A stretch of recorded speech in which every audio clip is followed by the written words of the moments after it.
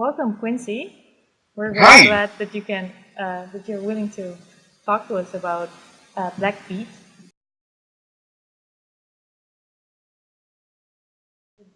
Responses to Zwarte Piet, they are not new. They started decades ago, but of course they intensified over the years. And I think that your arrest in 2011 played a very important role in that, in the intensification of the debate. But what is the reason for that? You think that it's seen? Maybe are things changing now in 2014? Is there Necessarily a change. It's more like a continuation of what was already going on. I think the work by people like Beryl Biekman, Norman van Gom, Felix de Roy, all those people throughout the decades have done their own work in their own positions, have made inroads for where my generation, me, Mitchell Esaias, Kunta Rincho have been able to jump in and tackle it with our own new media savvy or with our own third, fourth generation methods. you're organizing this in the American context? And in America, people are generally very surprised when they hear about the phenomenon Zwarte Piet, that it even exists. We're thinking of the famous David Sedaris sketch, of course. 6 to 8 black men who just can't get his head Yeah. around it. How would you explain this difference between the Netherlands and the American context? And if I can maybe add on to that too, from the U.S., one thing that I've noticed, and I see this, when talking about issues of racism and representation in Europe generally. I work in Italy, and what I see a lot is people in Europe saying, don't take your American understanding of race and import it to us. Blackface is American, it's not Dutch, it's not Italian, and you're conflating things that are very different. So maybe if you can also speak to, how you conceptualize the relationship between, representations of Blackness in the U.S. and in the Netherlands too, if they really are separate or not.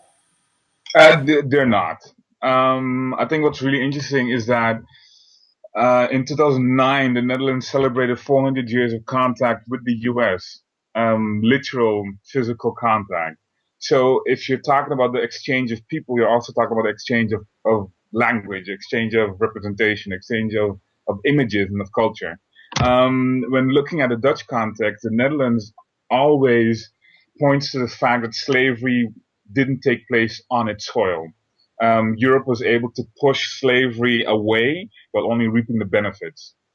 But that's not necessarily true. In the Netherlands, there's a case of enslaved, I think it was Brazilian man called Eliezer, who was buried in a Jewish cemetery in upstate Amsterdam. In 1777, there was a case of a boat of enslaved people coming towards Dordrecht, and actually people coming off, and there was a court case around it because you could not be enslaved physically while you were in the Netherlands. So what to do with those people? What we've had in the Netherlands compared to the US is a systematic erasure of the presence of black people. Even when looking at paintings done by Rembrandt in the 15th, 17th century, Rembrandt was 17th century, his paintings of black people were seen as anomalies while they were his neighbors, literally. So there again, there's this notion that blackness did not exist here in Europe, which is just a way of dismissing discussions on race and dismissing discussions of racial classifications. What we've seen compared to the US context, when we're talking about Zwarte Piet, for instance, is this necessity to talk about the Netherlands being innocent and the Netherlands not knowing what these images of oppression actually do or mean to people, while they know exactly what they do because the image itself, as we know him today, was created in 1850, which was 13 years before the end of slavery. Now, what we have with that, and what we also have with stories of the creator, is that he created the image as he was part of a discourse on abolition. From 1830 until 1850, no, 1840 until 1863, we had about 20 years of discussions of what to do with the enslaved Africans after we freed them. There was this whole idea that black people did not know what to do with themselves if there was no white master. Now, if you regard the image in that sense, it's the same thing all over again, just as what was going on in the U.S. context. The past few times I've been to the Netherlands, I've seen, lots of examples of attempts to reform Black Pete, either by, making him not blackface, but actually, a brown person, or, he's not black, but maybe he's green and purple and blue, or, he's not in blackface, but he's just, his face is dirty. And I'm wondering sort of, what your response is to these sort of accommodationist attempts to rehabilitate the character. Yeah. When I started out with a project, I refused to give solutions to the problem. I was just telling people, you know what, this is racism. It's part of a racist visual language. We need to acknowledge that, and then we'll see further. Most of the accommodationist approach to dealing with the turmoil surrounding racism is to ignore this aspect of the full figure as being part of racist iconography. So on the one hand, it's good that people are thinking about, okay, what can we do? On the other hand, the reason why people are thinking this or wanting to introduce all of these solutions is to take away from the discussion on racism, is to stop the discussion on our colonial past and the legacy of that past in cultural products. My solution, or at least not even solution, but my response to people who tell me, hey, what about colored peach or soot peach or whatever is, you know what? The reason why the figure of Black Pete is an issue is not just him himself, it's also because it's in relation to whiteness to the figure of Sinterklaas, St. Nicholas. When black becomes just one of the colors that's being subjugated by the white St. Nicholas, then you're pretty much expanding the issue. It's not just white versus black, but white versus colored. So I don't think colored peats actually fix it. And we're looking at soot. Soot is a way of coming up with a solution to dismiss the fact that he is part of our colonial past. He's not a chimney sweep in those clothes, so let's not pretend that he is. Other than that, when you look at why he's soot covered, and it's because chimneys, who still has a chimney? It's just the logic of the argument doesn't make any sense to me. So when looking at all these solutions to the problem, they're not solutions that actually are sustainable for the long run. So what would the alternative? Is there an alternative, or is the alternative to eradicate the figure as a whole? I think the alternative is an acknowledgement and a sincere discussion on our colonial past. I think as long as we don't have that, there can be no alternative. And as long as the people involved constantly flaunt their objectiveness as white men, then we're not going to get to a solution that's actually that actually deals with the issue.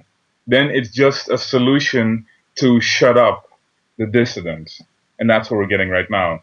The mayor from Amsterdam, for example, was on a TV show last night talking about how the dissidents were ungrateful. There's this discourse now coming up like, hey, you've had your cheese, Pete, and you have your stroopwafel, Pete. Aren't you grateful that we've given you something? And that's not the point. The point is that you can even think that we should be grateful. That you can be in that position of power and not acknowledge the fact that you have a power while saying that it's something for the whole nation. If 89% of the population is visually illiterate about racist iconography, that means we need to do something about that visual literacy. It's not about going along and saying, you know what, it's not racist because 89% of the population doesn't find it racist.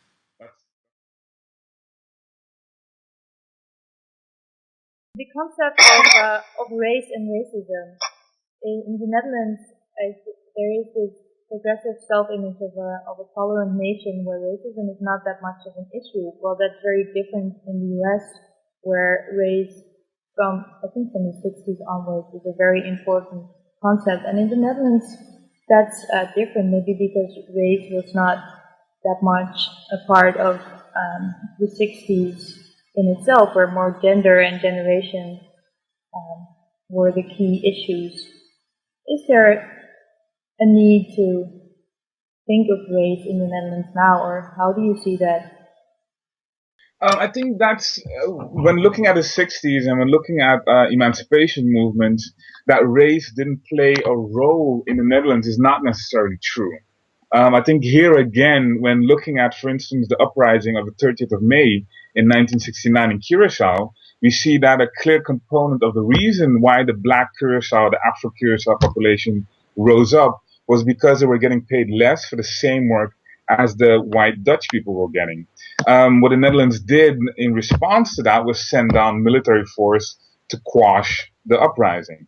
Later on in the 70s and also in the 60s, we had Moluccan youths who were second generation who were asking, hey, what happened to the promises you made to our parents? Where is our land? Race has always played a role in the Dutch context, but we found a way to silence it by saying, hey, you know what? We only look at what you do. We're colorblind.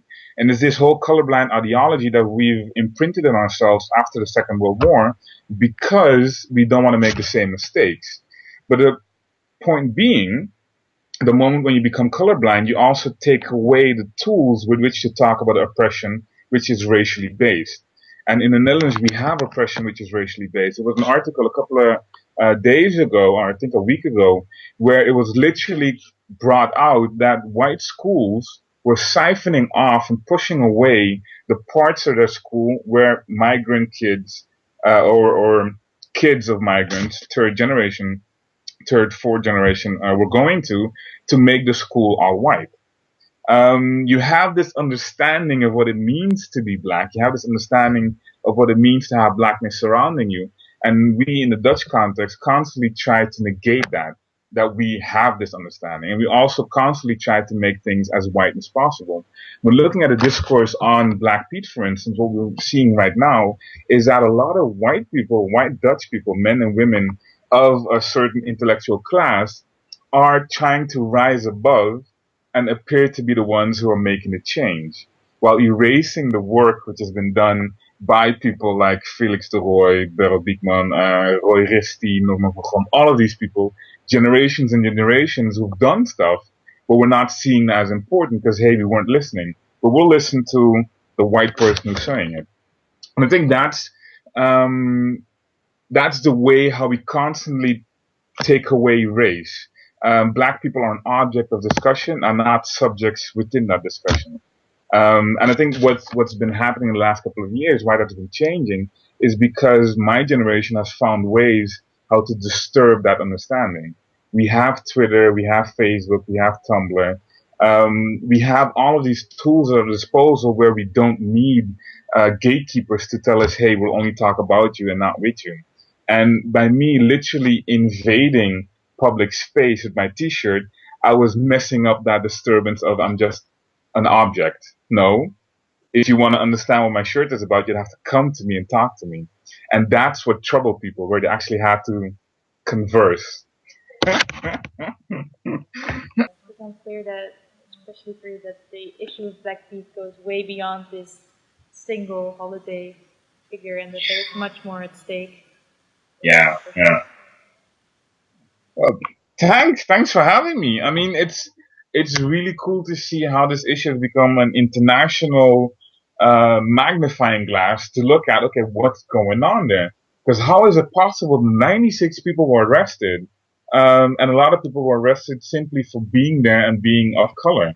It's just amazing. So we'll see.